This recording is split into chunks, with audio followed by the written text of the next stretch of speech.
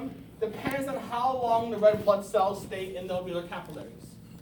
So they have to stay in the capillaries for at least a little bit of time in order to have sufficient loading or acceptance of the oxygen.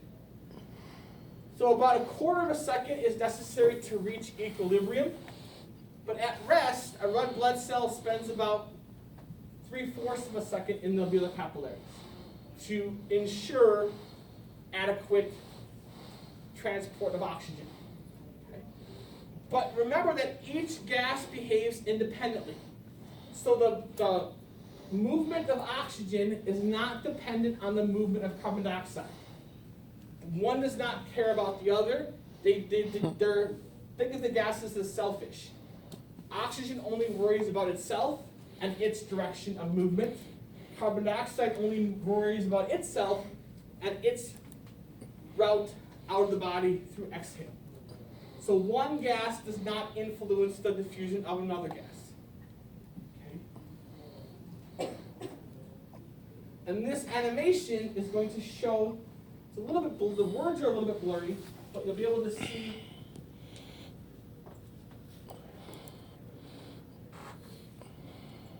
the gist.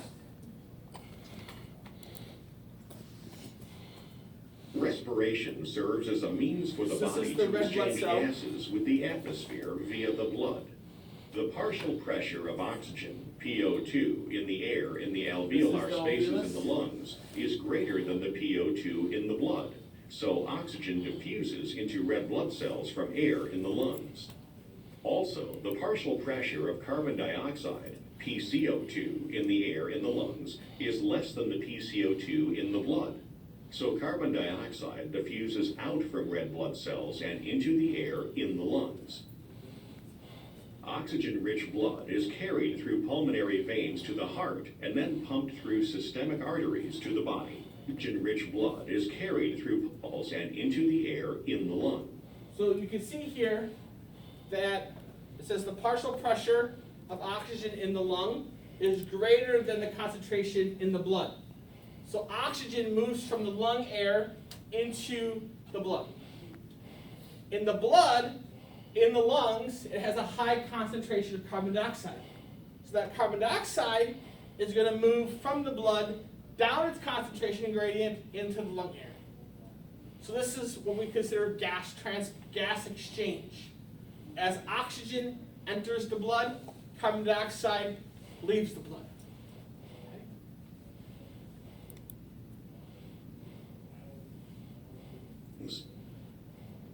Oxygen-rich blood is carried through pulmonary veins to the heart and then pumped through systemic arteries to the body. The PO2 in the blood is higher than the PO2 in the body tissues, so oxygen diffuses out from red blood cells at the body tissues. Also, the PCO2 in the blood is lower than the PCO2 in the body tissues, so carbon dioxide diffuses into red blood cells there. So this is called systemic gas exchange. We haven't gotten there yet. Systemic just refers to organ systems, tissues. So you can see that, so this is a tissue, this is the blood, this erythrocyte, this red blood cell has transported the oxygen to the tissue, and now carbon dioxide is going to be dropped off and is going to be delivered to the tissue.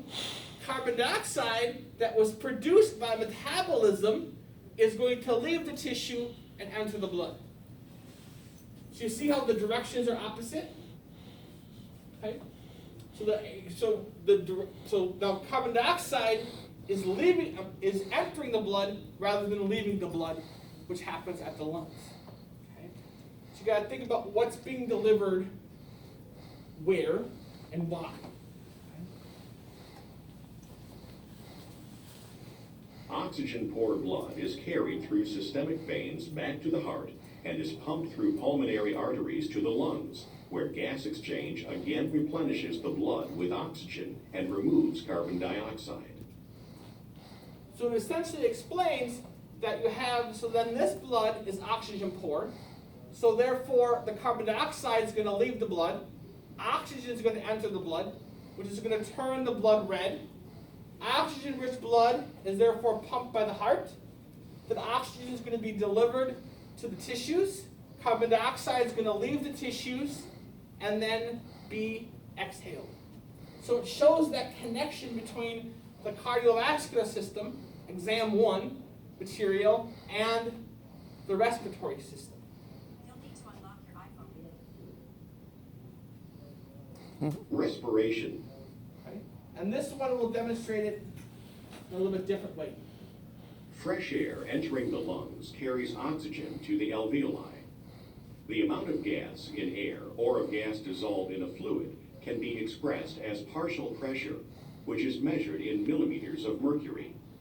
The partial pressure of oxygen in the air within the alveoli is 104 millimeters of mercury. So oxygen is coming into the Carbon lungs. dioxide that enters the alveoli Carbon from the dioxide is going to blood leave the causes blood and carbon enter the lung dioxide air. concentration in the air of the alveoli to be 40 millimeters of mercury. Carbon dioxide is continually removed from the alveoli as air is expired. Blood coming from the heart at the arterial ends of the pulmonary capillaries has a partial pressure of oxygen, So or it shows PO2, you of oxygen 40, is going down and its a concentration PCO2 gradient. of 45. Carbon dioxide is going down its Therefore, concentration oxygen gradient. diffuses from the air So you in see the the alveoli exchange of into the blood, molecules. and carbon dioxide diffuses from the blood into the alveoli because of these differences in partial pressures. Oxygen and carbon dioxide diffuse until there is no difference in partial pressure in the air and the blood. At this point, there is no more net movement of O2 or CO2. Therefore, at the venous ends of the pulmonary capillaries, the PO2 in the blood and alveoli is 104, and the PCO2 in the blood and alveoli is 40. Okay? So it's showing you the differences in concentration. Now the Some opposite oxygen happens was at the removed tissues. from the blood to nourish lung tissue. Therefore, the PO2 in arterial blood leaving the heart is 95. Oxygen diffuses out of the arterial ends of tissue capillaries into the tissue fluid, then into the cells, and carbon dioxide diffuses out of the cells into the tissue fluid, then into the blood because of differences in partial pressures. So things are opposite. Now At the oxygen is venous leaving ends the of blood, tissue capillaries, entering the tissue. PO2 in the blood is equal to the PO2 in the tissue fluid. And then carbon And the dioxide PCO2 is going to in leave blood the is tissue equal to the and enter the blood. PCO2 in the tissue fluid, resulting in no more net movement of O2 or CO2. The blood now carries the O2 and CO2 to the lungs. In the body, It shows all you of the these cycle. exchanges occur Where simultaneously. oxygen is entering, oxygen's in red, carbon dioxide is leaving, and the opposite is occurring at the tissues. This is just another diagram that shows you the importance of that concentration gradient, that pressure gradient. Okay? So it shows you here pressure gradient of gases. So this is at the alveolar air, okay, at that respiratory membrane. It's representing that respiratory membrane. The partial pressure of oxygen is 104 millimeters of mercury. And the partial pressure of oxygen inside the blood is 40. So oxygen goes down its concentration gradient and enters the blood until it's at equilibrium or it's balanced. Here it's showing you the partial pressure of carbon dioxide is 46 in the blood when it arrives at the alveolus. And then the partial pressure of carbon dioxide in the air is 40. Yes, the difference is only 6 units, but it still is enough difference to have have carbon dioxide leave the blood and enter the air. So that concentration gradient, that pressure difference of gases is driving that movement.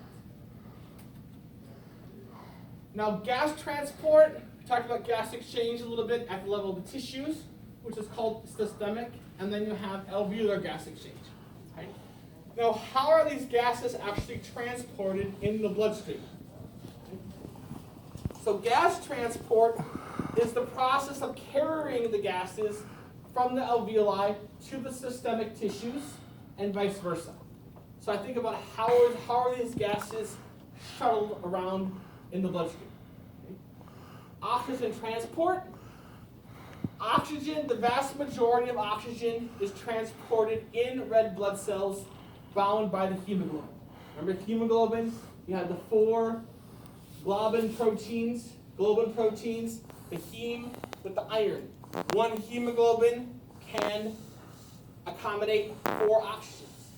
Okay? So oxygen, the majority of oxygen is transported by hemoglobin inside red blood cells. Okay? 4 oxygen to 4 heme groups, and then 1 oxygen binds each iron that's at the center of each heme group. But there is a small percent, about a 1.5%, that dissolves directly into the plasma fluid. Okay? But the vast majority is transported by red blood cells. Carbon dioxide is a little bit different, where the majority of carbon dioxide is transported in another form called bicarbonate ion. So carbon dioxide is transformed into bicarbonate ion, which is kind of its transport form. Okay? 23% is bound to hemoglobin. So hemoglobin can bind carbon dioxide and oxygen at the same time. They just bind at different spots. They bind at different places. Okay? 7% is dissolved in plasma. Okay? 7% is dissolved in plasma. So it just dissolves directly into the fluid. Carbon dioxide, as I mentioned, is transported in 3 forms. 1 is carbonic acid, which is related to bicarbonate.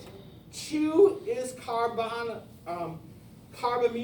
compounds, where it binds to proteins, such as hemoglobin, and dissolved in the plasma. Okay. Now, up to 90%, okay, I said 73%, but up to 90% of carbon dioxide is hydrated to form carbonic acid. Okay. So I know that everybody has different levels of chemistry coming into here. And I understand that there's not a separate chemistry course associated with your program. Okay? So having said that, we're going to walk through this in a way where it's going to be based, taking that into account, and taking into account that the only chemistry you've had is basic chemistry from chapter 2 and A&P 1. Okay? So you have carbon dioxide, reacts with water, H2O is water, to form what's called carbonic acid. Now that carbonic acid is going to separate or dissociate into bicarbonate and hydrogen ion. Okay? So the majority of carbon dioxide is transported kind of in another form, or its transport form, called bicarbonate ion. Okay? A 5%, anywhere from 5% to 23%, and this varies. And I put these values being different to show you that it can vary. Some carbon dioxide does bind to amino groups of plasma proteins and hemoglobin. So it can be transported by being bound to proteins. Okay? But carbon dioxide does not compete with oxygen for seats on the hemoglobin. They bind to different parts of the hemoglobin molecule. So it's not like musical chairs where you're fighting for the same seats. You have 2 separate seats or sites of binding on that hemoglobin. Okay. So now systemic gas exchange is gas exchange at the tissues. Okay. The unloading of oxygen and the loading of carbon dioxide at the systemic capillaries. So you have to think about what loading means versus what unloading means. Okay? So systemic gas exchange, the unloading of oxygen, okay? Meaning oxygen is being unloaded. Oxygen is leaving the blood. Carbon dioxide is being loaded into the blood, being added to the blood. Okay? At the systemic capillaries. Okay? So you think of systemic, think of tissues. These capillaries are in the tissues, which then therefore make organs. Carbon dioxide loading the carbon dioxide diffuses into the blood. It's hydrated, but it reacts with water to form the bicarbonate ion. Okay? This reaction is accomplished by an enzyme called carbonic anhydrase. And enzymes, as you learned in AMP1, are these proteins that are biological catalysts that speed up biochemical reactions. Okay? You also have an event that happens called the chloride shift, where bicarbonate leaves the red blood cell as it's formed to help produce more of it. We'll explain that more. Oxygen is unloaded, meaning oxygen leaves the blood and enters the tissues because the cells need oxygen in order to do metabolism and produce ATP. Okay? So the hydrogen ion binding to the hemoglobin bound to oxygen reduces its affinity for oxygen and therefore releases the oxygen and enters the tissues. Okay? Now I'll demonstrate this more, explain it, illustrate it with a diagram. Okay? One note I do want to make is that the hemoglobin, the oxygen that arrives at the systemic capillaries, the blood is about 97% saturated. Okay? So have you guys ever heard of a pulsometer, pulse ox? Okay. So when you do a pulse ox, right, you get numbers that are like 95, 97. That's percent saturation. Percent saturation of oxygen means the percentage of the hemoglobin that's bound to oxygen. Okay? Venous blood, when I've been talking about oxygen poor and deoxygenated blood, well really deoxygenated blood is still 75% saturated. So the only difference between arterial blood and venous blood is 22% saturation. So arterial blood has about 22 to 25% more oxygen than venous blood. And these numbers will vary. Okay? Sometimes the pulse ox will read 100%, or it'll go down to 95%. Usually there's no issues until you start getting to like the low 90s, high 80s, starts to beep. Okay? So that difference, that 75% is called the venous reserve. It's the oxygen remaining in the blood after it passes through the tissues. So meaning that venous blood still has about 75% saturation of oxygen. So I wanted to make that point so you don't think that venous blood is completely absent of oxygen. Okay? Now this is a diagram from your textbook that's important to kind of get a grip on and understand to help review. Okay? So you have, so I'm going to draw on it because it gives us a lot of useful information and summarizes the concepts that we just said on the slides. All right, so it says systemic gas exchange. So when you're talking about systemic gas exchange, you're talking about tissues.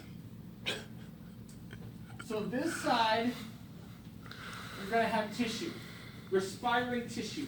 That means tissue that's doing that is doing metabolism. Right? Here you have the capillary blood. Right? Notice the direction of movement.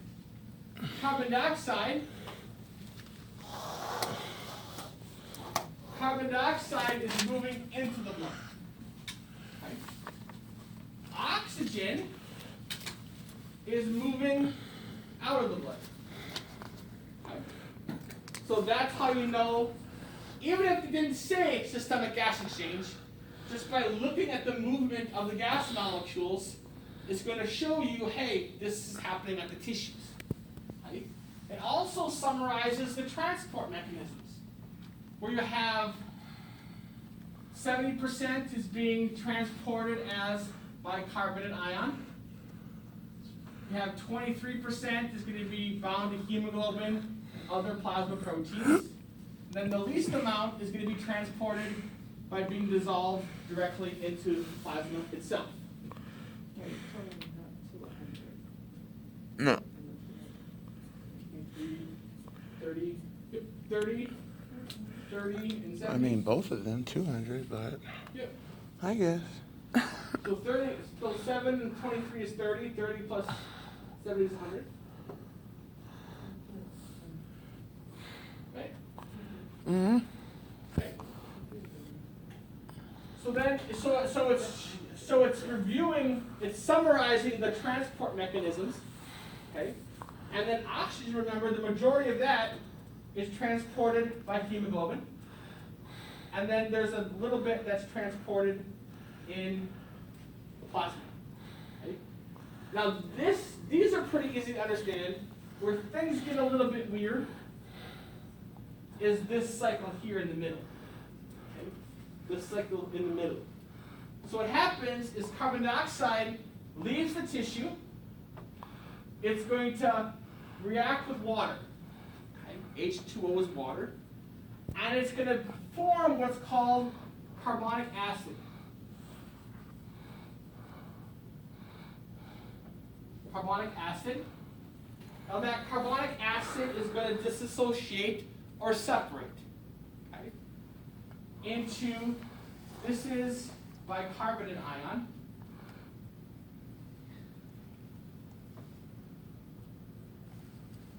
And hydrogen ion. Okay. Now, in order to make more bicarbonate, it leaves the cell.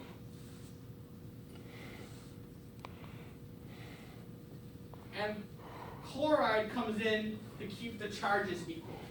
Okay. That's what we mean by the chloride shift. So as you remove bicarbonate, the enzyme can keep making more bicarbonate. Okay. Now this hydrogen ion is important because this hydrogen ion is going to come down, and essentially the hydrogen ion separates oxygen from the hemoglobin. Okay. It causes the hemoglobin to release the oxygen. Okay. So you can see here that the hemoglobin is going to bind the oxygen. Bind the hydrogen, kick off the oxygen, and the oxygen is going to be exhaled. So this is where stuff gets weird. This is where you have to kind of think about what's happening. So what's happening is carbon dioxide entering the blood is causing the red blood cell to release oxygen. So the loading of carbon dioxide is causing the unloading of oxygen. Alright, so why is that the HCO3, why did it become a negative all of a sudden? It went HCO3 and then it became the HCO3 negative. So this, because it's losing a hydrogen. So you have H2CO3, right? Mm-hmm. And then it's going to become HCO3 negative and H hydrogen positive. So losing that one hydrogen. So separating it makes it a negative and this a positive. Does that make sense? I mean, kinda. I wouldn't really, chemistry is all blurry to me, but I mean, it kinda makes sense. But So you're separating the two because if it was together, these positive and negative would attract and form a bond, and therefore you don't have a charge. okay, that makes sense. It's like you're breaking, you've broken a bond, so you have extra electrons here. So this is where and we can review this. We have time to review this, but this you have to understand that the unloading of carbon dioxide promotes the loading of oxygen into the tissues.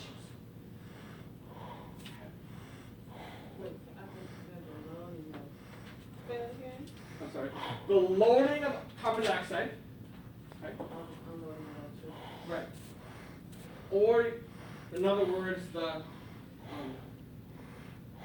carbon dioxide entering the blood causes oxygen to leave the blood.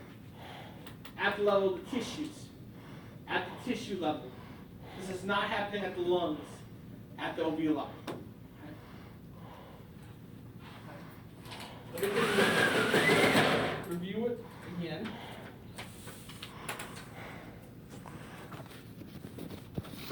Now, if you go back to alveolar gas exchange revisited, reactions that occur in the lungs are reverse of systemic gas exchange. So if you know one process,